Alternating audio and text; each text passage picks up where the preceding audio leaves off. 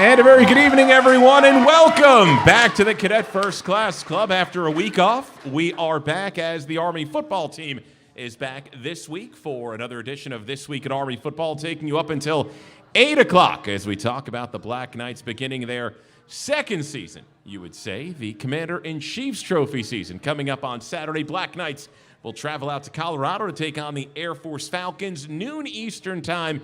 Kickoff, 10 a.m. local time. Black Knights, who have won 4 out of their last 5 against the Falcons, will look to pick up win number 4 on the 2025 season. Great to have you with us tonight, whether you're watching on YouTube or Facebook or with us here at the Cadet First Class Club. How about This Week in Army Football? Welcome to the star of our show, Army head coach Jeff Monken. And Jeff, welcome back. Missed you last week, but it was great to have a week off, get prepared for this second season, as they say. First Saturday in November, Commander-in-Chief's Trophy season against Air Force. It's definitely nice to have a couple of weeks to get ready for this game. Obviously, the magnitude of the rivalry, the excitement, and the emotion that goes into it. But and they're different. They're different on offense, and so defensively, having an opportunity to prepare for what they do, which will be unique in terms of the opponents we faced so far this year. And then as well as their defense. They do such a great job defending the option. The academies all have a plan that they work on all year round. So just getting a couple extra days of practice and get some guys nursed back to health, and hopefully going out to Colorado Springs with a healthy, prepared, and ready to go football team. And Air Force, they have 2 wins on the season, a wild game in Annapolis in early October against Navy. That was a 3-point setback for the Falcons, and they found a quarterback in Liam Zarka. And Jeff, what has stuck out for you from Air Force so far this season? Well, they have had some close football games and been in a lot of football games. It's been really impressive to see them on offense and how well they've moved the football, thrown the football, as good as they have probably since I've been playing them. And the quarterback's doing a really nice job. But defensively, they're so well coached. They've done a great job over the years. Had different coordinators, and they just continue to be really solid and well coached. So they've been in every game. They've fallen short in a couple, like you said, the wild game in Annapolis. As well as that game against UNLV, and UNLV now they've got a great football team, and that thing went back and forth. I don't know how many lead changes, like 7 lead changes or something in the second half. It was nuts, and but it was a really hard fought contest, and so we're preparing for a team that's very explosive on offense and certainly knows us defensively, and we know it's going to be a great challenge. What was the thrust? What were you able to work on during the bye week? Of course, it's having that extra week, getting ready for Air Force, which is, of course, always one of the biggest games of the season. But coming off a game 2 weeks ago at Tulane, in which for 58 minutes of that game, you're in control, and it was really a solid overall effort. So what could you build from that game? And, of course, the end game, not as you would have wanted it, but to move into this bye week with a week off. Our guys played really well for a great majority of the game, and offensively, we controlled the clock and controlled the run game, and against a really good, tough defense. Coach Gasparotto was here on our staff's done such a good job with their defense. And we really felt like in the first half we didn't maximize the scoring opportunities that we had. We had 3 points at the end of the first half, and we felt like at the worst we should have had 13. We had a drive down there where we dropped a touchdown pass, missed a field goal, and so we could have been a little bit more in control at halftime. But I was really proud of our guys and how hard they fought in the second half, and we scored a couple of times, obviously on touchdown drives with the offense, and then defensively really did a nice job with their offense. The first touchdown on the quarterback run. We didn't fit a gap like we were supposed to, and he made a really great play. And still we had an opportunity to come back. We scored, went up 17-10 on a really good drive, and that's kind of where they took control of the game. 5 minutes and 54 seconds. They drove it down. And give them credit. They did a great job getting themselves into the red zone. It was 4th and 8, and we had an opportunity to stop them there, and they made a really good play. They kind of ad-libbed a route, and the quarterback was getting some pressure and threw it off his back foot, a great throw. 2 veteran players, and they tied it up. And the only time all day we didn't get a 3-and-out, or the only time we didn't turn the sticks on an opening series was that 3-and-out at the very end of the game. And that gave them what they needed. It left the door open for them, and they went down and scored on that crazy bobbled pass. But, just the fight in our players to come back with less than a minute. They kick off to us. We get ourselves in position to throw a Hail Mary into the end zone. And, sometimes those things go your way and they fall into your lap. And unfortunately, we didn't make a play on that final shot. But our guys were fighting all the way to the end, and that's something we can grow or build on and grow from some of the mistakes and some of the spots where perhaps we could have used a little better technique fundamentally or had an assignment that we needed to execute better, and that's where you grow from losses like that. And it's tough. It's tough to endure those. We really felt like we had that game, and we didn't get it. But I'm very proud of the effort of our guys coming back out of that one. They had a great attitude and a great spirit, as they should. This is a big game, and there hasn't been a bigger game on the schedule all fall than the one we're getting ready to play this Saturday. So, having this extra time is great. Just tremendous respect for the team they've got out there out west, and know it's going to be a great battle. Cale Helms played the entire game against Tulane. Just his development, another big game on the ground, a lot of carries and a lot of yards. That's nice to see him growing in his confidence, and I think the rest of the guys, the team, the unit, the offensive unit, really gaining some confidence in him, and he's such a tough competitor, and that really showed last Saturday against Tulane. He made some really good runs.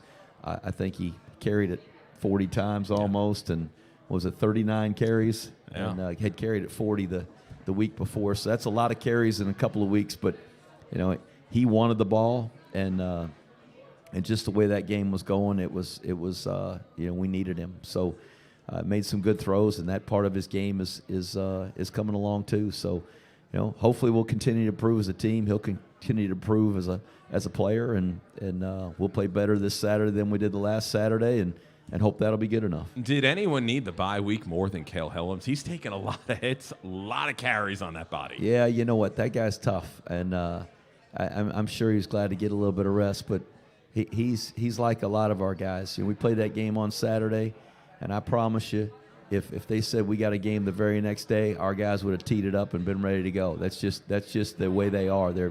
They're built tough, and their spirit to compete is pretty awesome. So it's nice to get some rest for him and for our other guys, but really it's nice to get this couple of weeks of preparation, because we know it's going to be such a tough ball game, and they know us so well, and we're going to have our guys ready to execute their assignments and fundamentals at a really high level. It's interesting, and I was thinking about this a couple of weeks ago leading up to this game.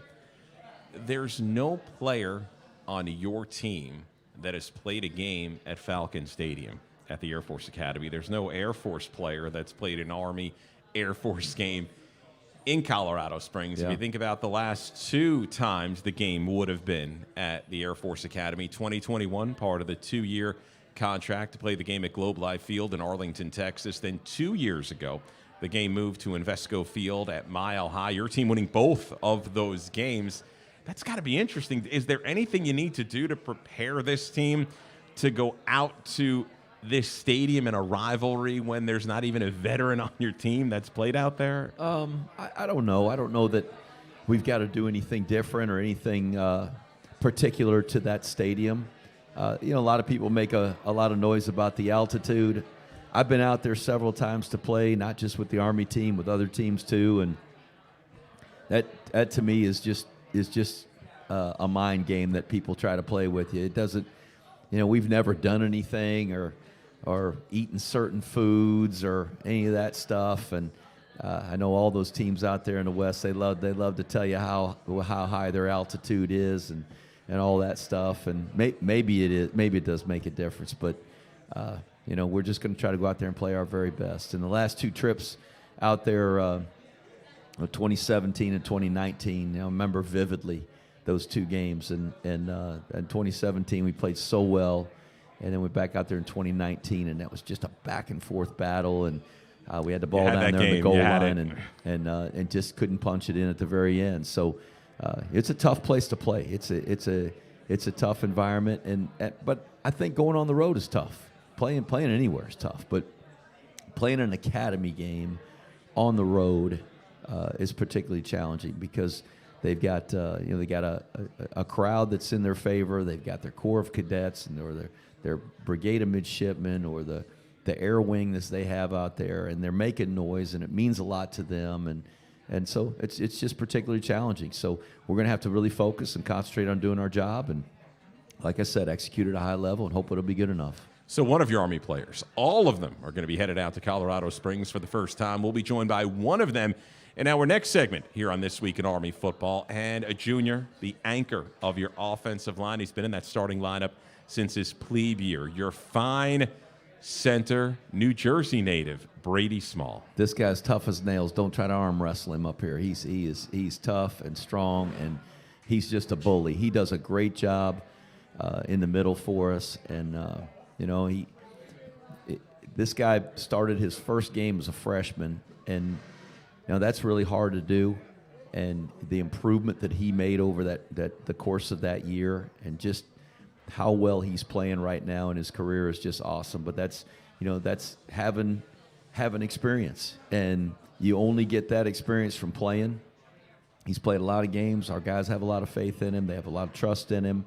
And when he talks, when he speaks, guys in our team are going to listen. And that's what happens when you have a good player who has experience, who's very much like a captain on our team. And so I'm glad to have Brady up here. We'll have a lot of fun with him.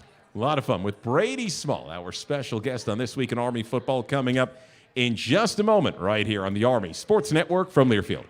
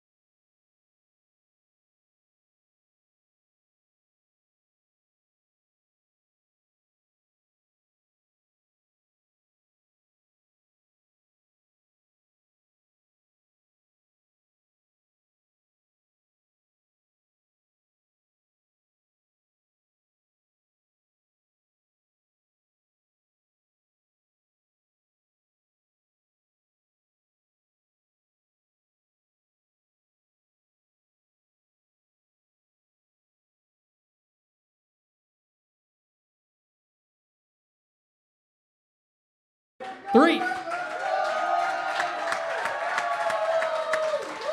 And welcome back to the Cadet First Class Club, another edition of This Week in Army Football. Glad to have you with us. It'll be Army and Air Force coming up on Saturday. First leg in the Commander-in-Chief's Trophy battle for the Black Knights. Navy had defeated Air Force a month ago, so when Army wins on Saturday, the Army-Navy game will be for the Commander-in-Chief's Trophy. Time now for our special guest. He's a junior, but he's been the anchor of the Army offensive line for now his third season, the Army starting center, part of last year's Joe Moore award-winning unit. How about This Week in Army Football? Welcome, number 51, Brady Small. Brady, welcome. Thank you for having me. You have to get right up on that microphone. So, hey, I'll tell you, offensive line, it can't be easy. I was adding up the starts. What is it under your belt? It's 12, it's 14, 26, and 7. This is going to be your 34th start of your career coming up Saturday. Can you believe that? Yeah, it's crazy. It's just a tribute to all the hard work, that we put in as a team, and coaches putting me in positions to play. Jeff, when you look at Brady Small, and this is someone who he comes onto the scene as a freshman. He wins the job in camp, and he hasn't moved from that spot. Well, he played so well.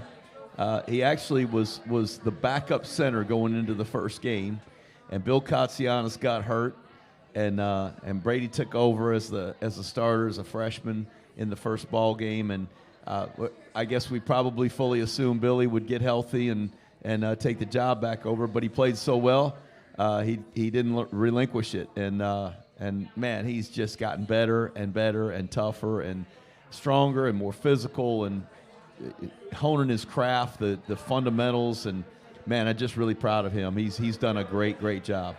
What was it like back up going into camp, taking over as the starter? You're a plebe, right? So you're the low man on the totem pole, right? You're the one that's should be gaining the experience from everyone else and get a shot on that offensive line. Yeah, I mean, it's a tribute to the upperclassmen that year to really take me in. Going to the prep school, I had that year to really get big and strong, and then coming out of Beast Barracks, guys like Bill Katsianis, although he couldn't play, he stayed with me every day after practice and was helping me with my fundamentals, helping me with my assignments, helping me learn the offense. So that just shows the brotherhood in real life, and that, like, although he wasn't playing, like, he was just as a part of all those starts that I had, even though he couldn't play. Jeff, for you, and you're giving the keys over to a young player on that offensive line a couple of years ago.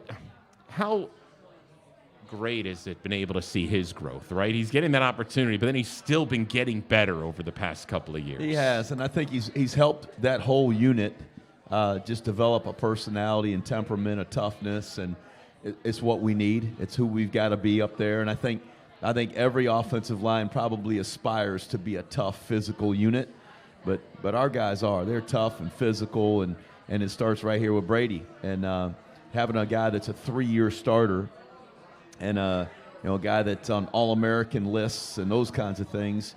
I mean, that credibility that he has, and then to use that position to be a voice, to push other people, to hold people accountable, to develop that toughness in the entire offensive unit. That starts with guys like Brady and that personality in that room. The offensive line, to me, and I've said this many times, it is the most important position on a football team, because I really believe that how the offensive line goes, your whole team goes. And if they're tough and physical and rugged and can move people, then your team is going to take on that personality. And so fortunately, they're well coached. Coach Vitti and Coach Blackshear, they do a great job. Coach Vitti and his personality, I think, is a great fit for that room, and that rubs off on these guys. And so we've got a lot of confidence in Brady and the other guys in that room, and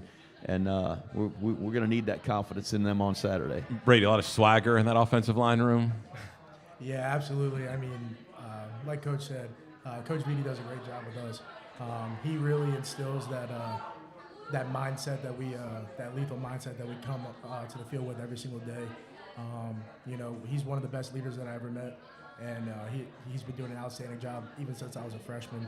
So having a guy like that, in your position room every day, and you just get to learn from him each day is something special.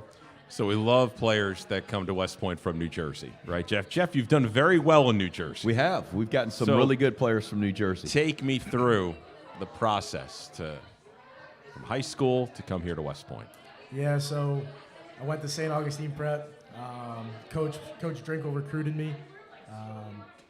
It was really easy decision for me. I was stuck between two schools.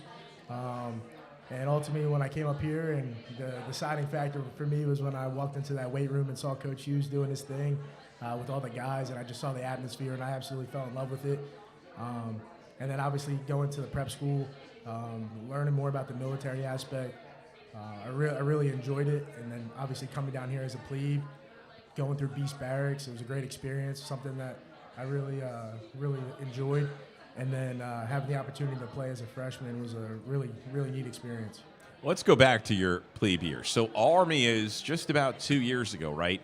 2-6, out to Colorado, Denver Broncos Stadium, Invesco Field at Mile High. Air Force is undefeated, ranked number 17 in the country, and this offensive line imposes their will in that game. What do you remember most about that game and just your feelings going in there?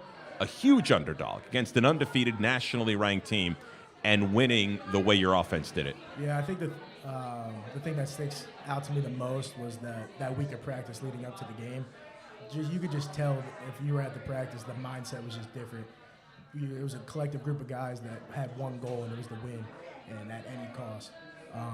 It's a tribute to our captains that year. I think they did a great job. 2-6 is a tough start, and being able to stay motivated and be able to change the culture of that team that's 2-6 to end up going 6-6. It was something truly special, and we finished on a high note. And winning the Commander-in-Chief's trophy. Jeff, last year, just a terrific year for your team, running through the American Conference, winning the league championship in your first year in the conference. A lot of the success last year is pointed back to that Air Force game 2 years ago, where you began that 4-game winning streak to end the season. What do you recollect best about that game when you think about the situation your team was in going in and the opponent was, and to come out the way you did?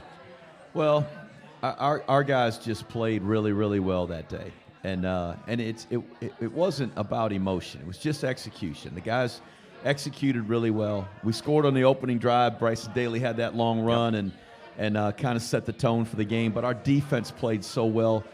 I think we got 6 turnovers from them. And that turnover on downs at their own, 30-yard line or 25, perhaps. That was big too. So, there's making those plays in every phase. I think it was just a complete Army victory. And our guys played really well. And I was so proud of that moment because – as Brady said, you come out of the first 3 quarters of the season there, you're 2-6, and everybody's scratching their head like, gosh dang it, what do we got to do to get over the hump here? And I think it was just the way they prepared, the mindset that they had going into the game, and it wasn't the game, it was the preparation for the game, it was the practices, it was the meetings, it was those guys setting their mind to doing the best they could to execute their assignment and fundamentals. And we just did that at a really high level that day, and it was a great win. And it kind of sparked us and got us going, and we won the next 3 that year. And as you said, won the Commander-in-Chief's trophy. That was a great way to finish that season and take us into last year. So, Brady, you're 2-0 against Air Force in your career. What's it going to take to go 3-0 and win this game on Saturday? Yeah, it's going to take a lot of effort. These games are won, like the margin for error is very small in these academy games. So we're going to go out there. The offense, we have to hold on to the ball, no turnovers, and then the defense has to get some stops for us and get the ball back. And I think if we play as a collective unit, both offense, defense, and special teams, I think we have a great shot to win this game. And Brady, I got to ask you one final question. And we go from Bryson Daly last year, who could lift weights with the offensive line, to now Kel Helms, who takes punishment like an offensive lineman during the game with the amount of carries. How has it been working with him? Yeah, it's been great. Kale's got that type of swagger, that you're talking about. But he's doing a great job. He's tough as nails. Talk about a guy that cares. Talk about a guy that wants to put his body on the line every week, just like the offensive line. So those are the type of guys that you want to block for. Guys that are gritty, guys that want the contact. So Kale's been doing an absolute great job, and I'm really excited for him this game to show his capabilities. And Jeff, I can't wait for Brady Small to be one of the leaders next year on this team as a he's senior. He's already a leader on our team now, and he has been the last year. I mean, he was a leader for us as a sophomore. He's a leader for us now as a junior, and he's going to be a leader for us next year as a senior. And so he's doing a great job. I'm sure glad we got this guy on our team. Oh, absolutely. He's not much to look at. He's got a face for radio, and he's from Jersey. But he's a good guy. Yeah, but hey, Brady, we appreciate you coming by, and thanks so much. Congrats on all you've accomplished. Still so much more to go for you here at West Point. That's got to feel good. Yeah, it's a great feeling. Just to know that I still have another season after this, it's an awesome feeling, and I never want to give up the playing for this brotherhood. No doubt about that. Brady Small, Army Junior Center, joining us here on This Week in Army Football. When we come back, more talk about Army and Air Force right here on the Army Sports Network from Learfield.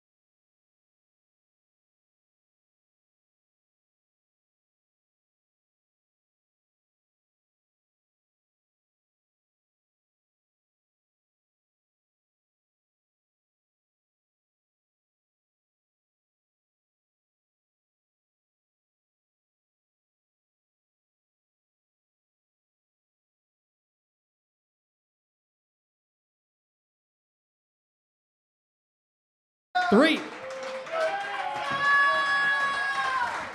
And welcome back to the Cadet First Class Club, FWF, for plumbing, heating, HVAC, refrigeration, pipes, valves, fittings, and more. With extensive inventory, personalized service, over 100 locations, and a fleet of trucks across the Northeast, visit FWWeb for a location near you. Rich DeMarco back with Army head coach Jeff Monken here on This Week in Army Football. Army and Air Force coming up on Saturday from Falcon Stadium, just north of Colorado Springs. I'll tell you, we just had our special guest, Brady Small. What an impressive young man. He's here having a good time, talking about this Army offensive line. And I know he has a lot of family and friends watching, so we say hi to them as well. That was a great interview. It was. He's got a great family, and they're here all the time. They come for preseason scrimmages, and they come for all the events, and they're here for the games. And he just got a great family and so supportive. And they kind of, because they're a little bit local, they kind of take all the other guys in too. So they become an extended family for a lot of our players. Jeff, your offensive line. I know after Tarleton, there was some improvement that needed to happen. There were some injuries, some players banged up. How would you assess that unit here 7 games into the season? I think they're just getting better and better. And, it's been great to see those guys remain confident and to continue to play well together. We've had our moments that have been just phenomenal, and we've had a couple where we felt like we could have played a little bit better, but just the consistency, I think overall those guys have played really well and improved and gotten better as a unit and playing together. And we've had a few guys had to step in here and there, just with some guys getting banged up. Bartosh got a lot of reps a couple of games ago, and he did a great job. He came in as a senior that's really worked hard, and so I'm just so impressed with that group. Like Brady said, there's veteran players, and there's a terrific coach, and so hopefully they'll continue to play well. We're going to need them too. You mentioned Bartosh. There's another Bartosh on the team in your fullback room, Briggs Bartosh. How do you feel about that position? Saw a nice rotation at Tulane a couple of weeks ago.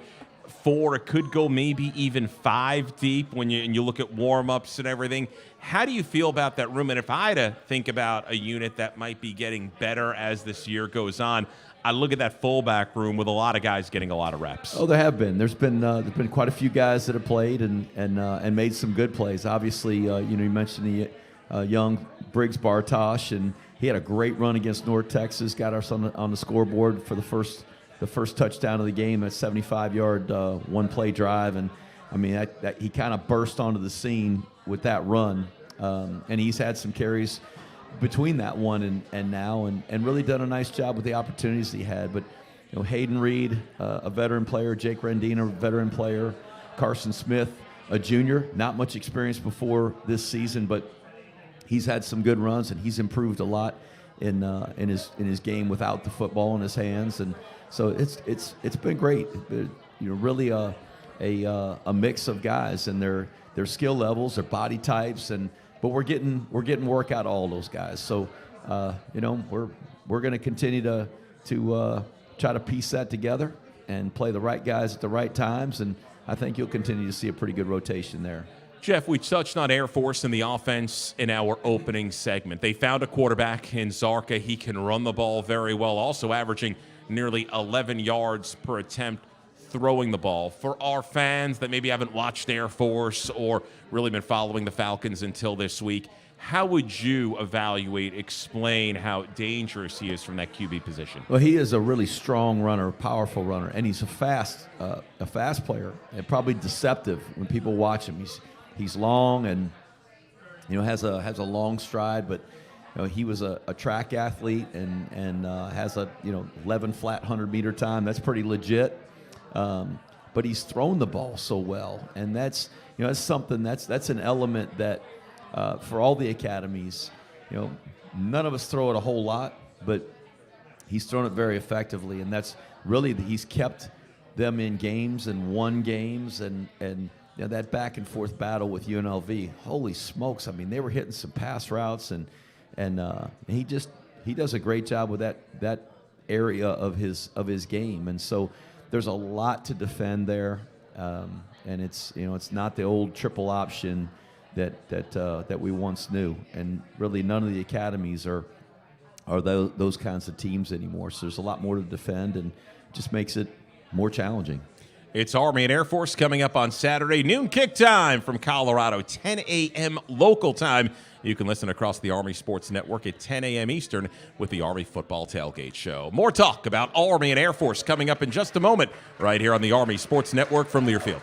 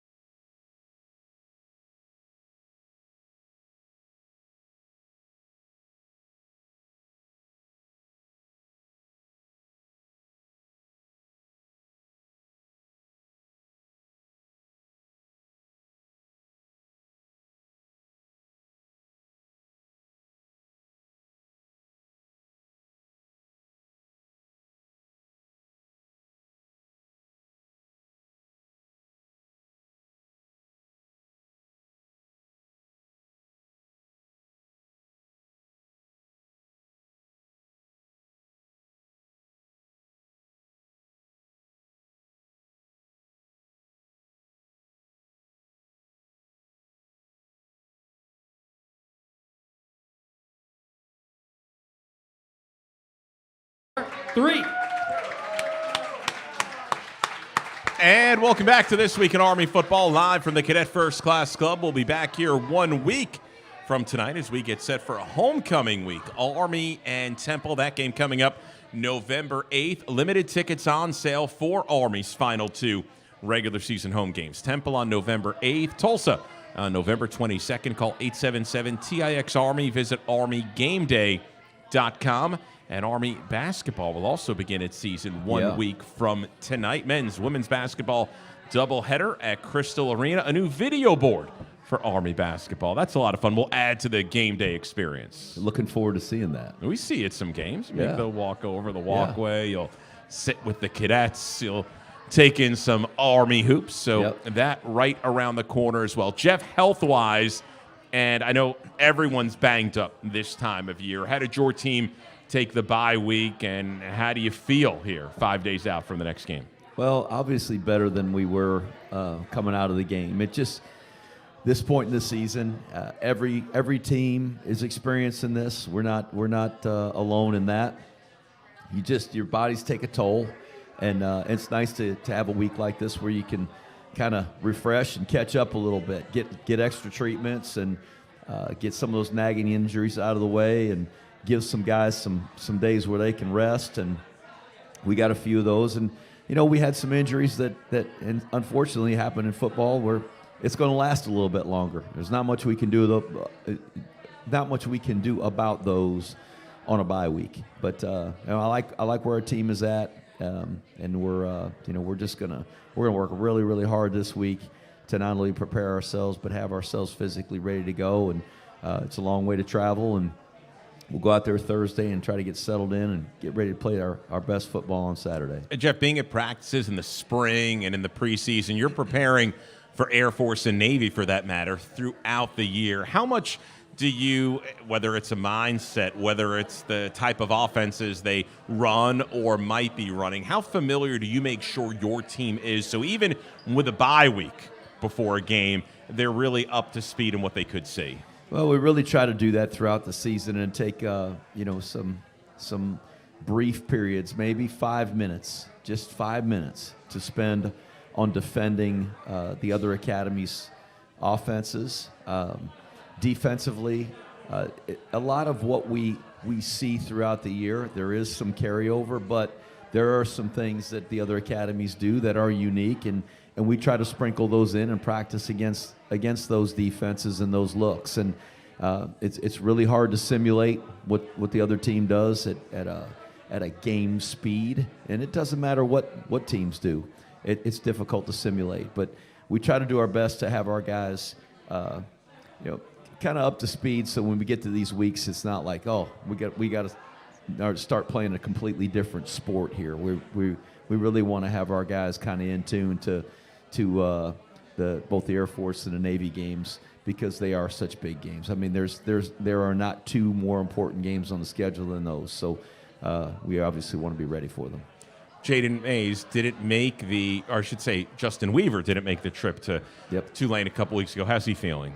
Well, he's been out of practice. We're hoping we can get him ready. I don't know what the timeline is on that, but it's one of those injuries that sometimes takes a little bit longer, and so we're going to see if he can get healthy for this week. We'll know something before the end of the week, and we're just constantly working on that and trying to prepare him. And our guest 2 weeks ago, Jabril Williams, earned a second straight start against Tulane in that defensive backfield. When we come back, one more round of questions for Army head coach Jeff Monken. It's Army and Air Force coming up on Saturday. More in just a moment right here on the Army Sports Network from Learfield.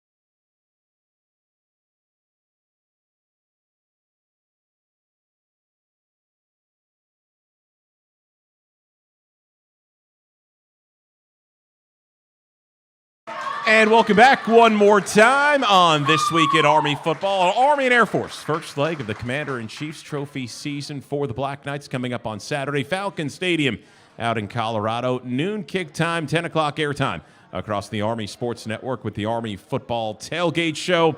And you can listen, of course, on the Varsity Network app as well as the Army Sports Network. Jeff, the flight leaves on Thursday. So what will the schedule be from leaving? A regular, the Friday schedule will be Thursday between then and game day. So we typically do this on road games. We'll work out here at the stadium or at our practice facility. And Thursday for us on a road game is a walkthrough day. So our guys will come in the morning. We'll have an inspection down in the central area on Thursday. Our guys will be in uniform and make their way up to the stadium. And we'll have a lift, and we'll have meetings and a walkthrough. And then our guys will change, and we'll get on the bus and head up to Stewart and take the trip out to Colorado Springs. And when we get there, once we get settled into the hotel, we'll have meetings prior to dinner. We'll have a team dinner. We'll have some more meetings and walkthroughs and those kinds of things in the evening, and then hopefully get a good night's sleep on Thursday night.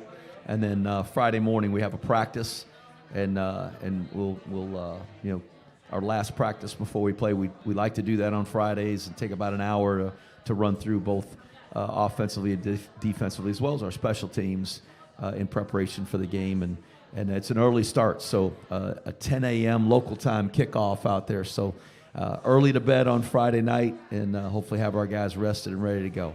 Any special wrinkles we could expect to see? Oh, Not God. that you would tell me. No, I mean, I just hope we'll play well, Rich.